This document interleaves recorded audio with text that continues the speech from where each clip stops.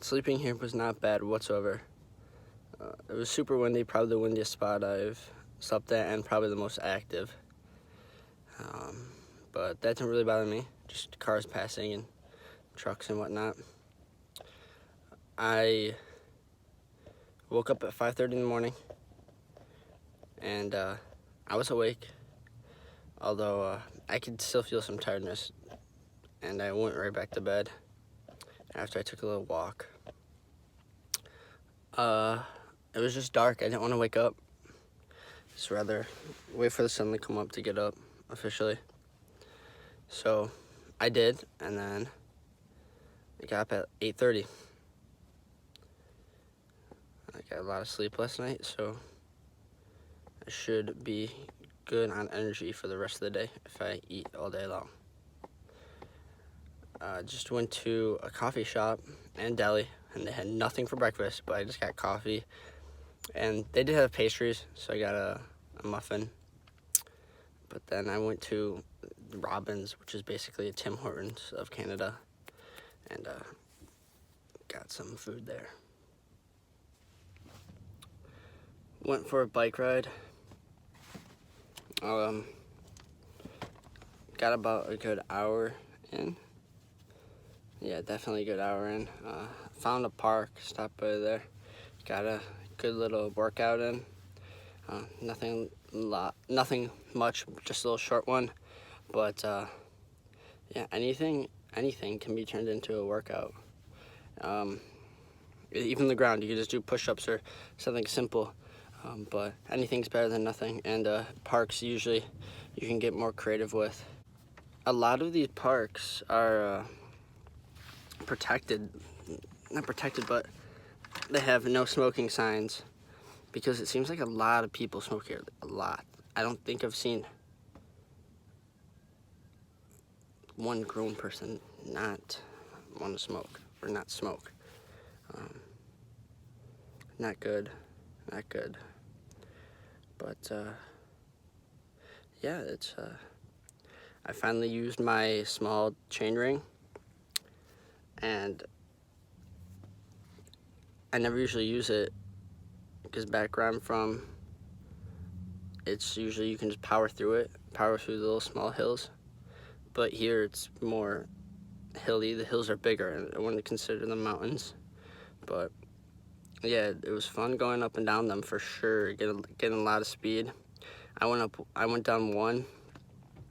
It was a super long climb up, but it didn't even really bother me. I didn't even recognize it at first, and then I got to the top, and I looked down, and I thought, oh, this is gonna be intense. And I was a little squirrely at first, a little nervous, but on the way down it was fun. I was flying, and then I thought I was gonna go flying again down another one because I went up a hill twice as big, but obviously the wind was working with me on the way up, which is why it wasn't so hard on the way up.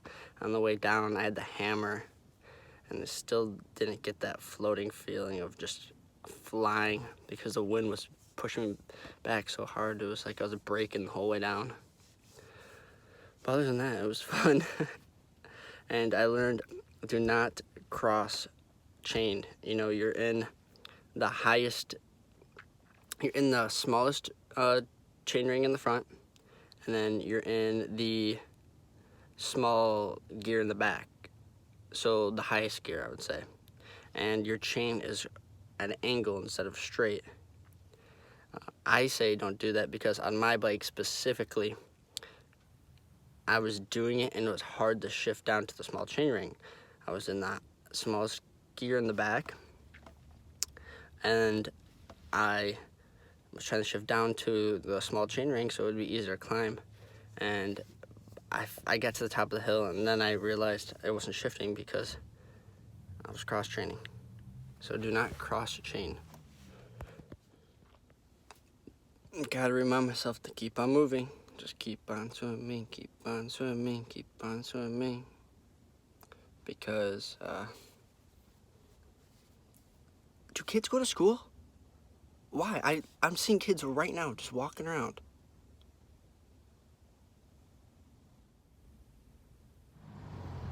Stopped by the library to try to upload some videos. and spent probably about 2 to 3 hours just figuring things out. I've never done this before, and luckily they had computers that I could use. They were Windows, so I don't know if the compatibility was all that good with the crossover between Apple and Windows software, but I was able to get some stuff onto the internet. The first video was good quality, it was alright, and I got the better quality videos uploaded, but I don't think they're coming through that good. But other than that, this library is awesome. It's a little tiny thing, but it's better than nothing. I also met a guy in there that said that this place is a mining town now. It used to be pulp and paper. Now it's mining, and a lot of kids drop out of high school to mine, which is really interesting. Just a random clip of the main road of the town. This is more in the beginning when you come down a large hill off the highway and first start to enter the town.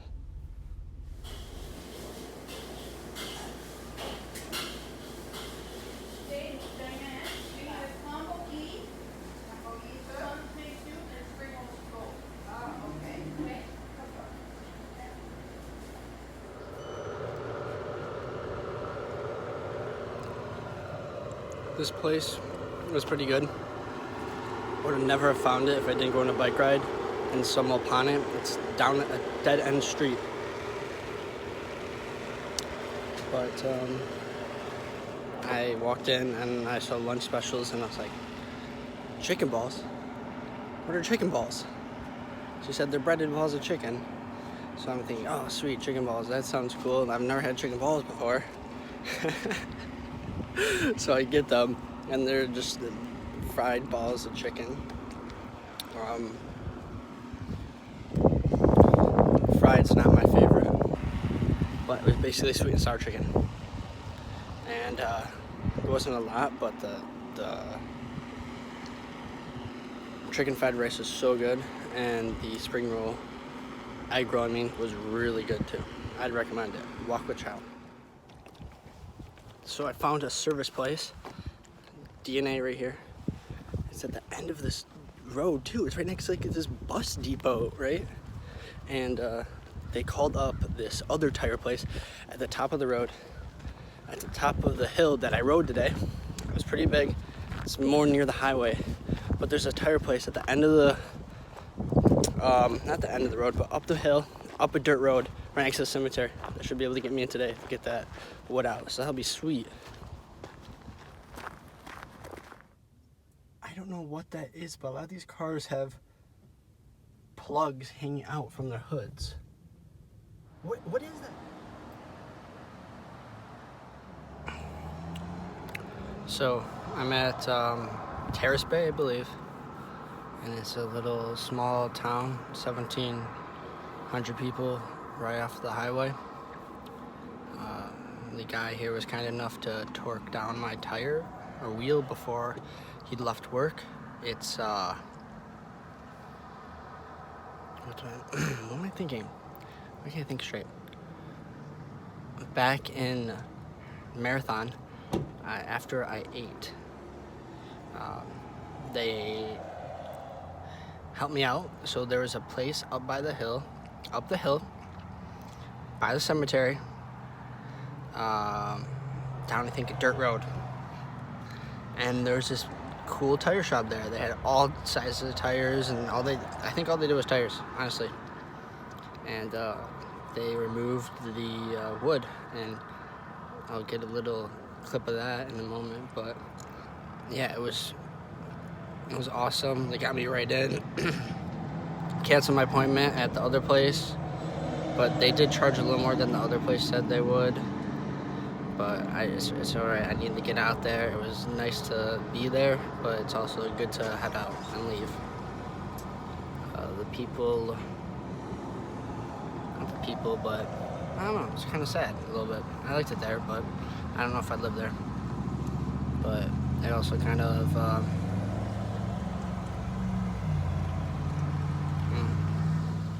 Okay, so check this out.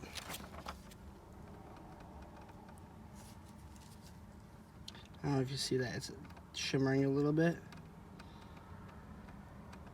Look at that. This part right here, it's like black a little bit, was inside the bead, right along the rim. And all this part was sticking out. So, weird. And it's like, I don't know. It was so tightly packed, it got packed down. It's like, the guy said plexiglass.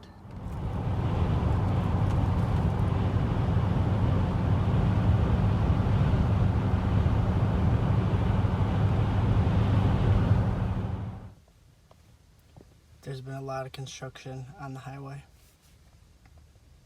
but it's nice to view nature and hear the leaves rustle. So on this final clip of the scenery, I met 2 other travelers coming from BC again, just like the other lady I met earlier on.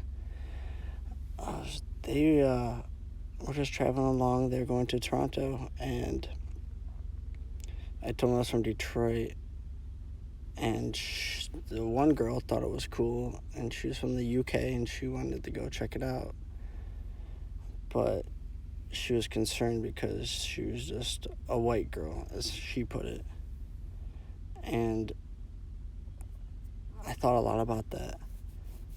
That doesn't even matter. I mean, I wish I could have told her so much more about how that mattered.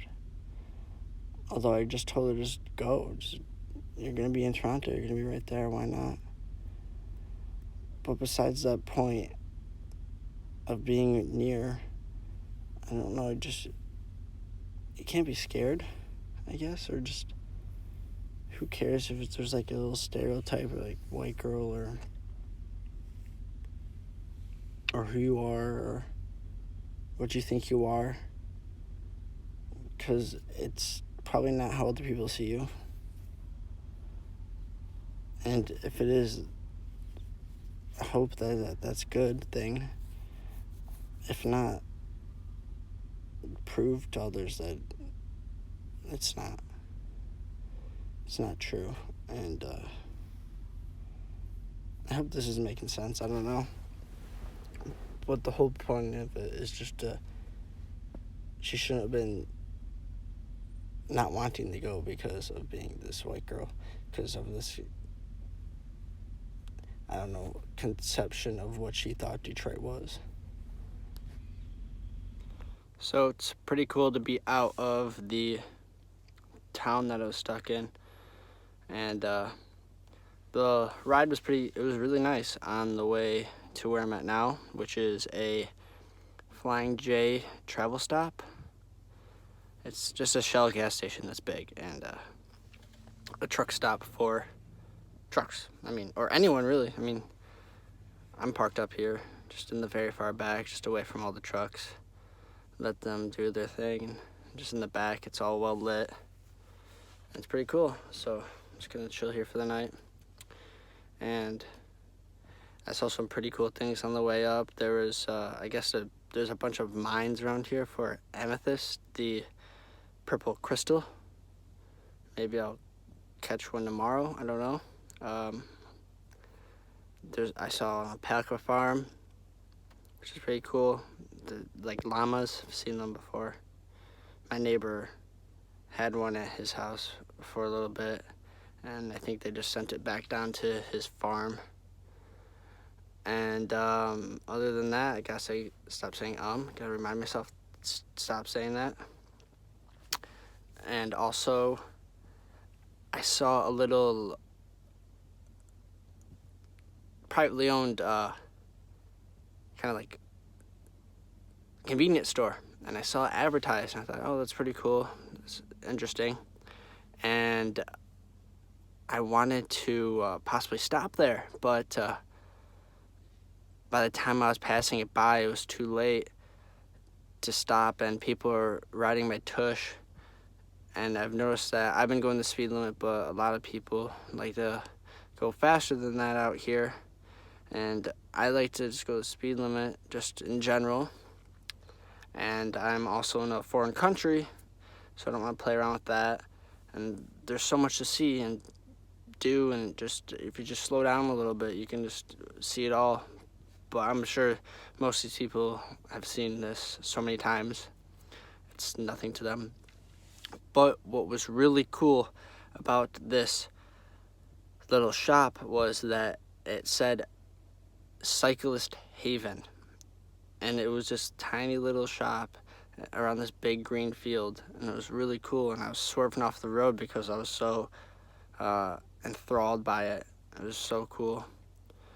But a lot of these places I was passing by were already closed. I was on my journey, on my travels to out west, that I couldn't stop. It was too late, and I was just, I don't know, I was just hitting the miles and just trying to get some time on the road so I could eventually get to my destination.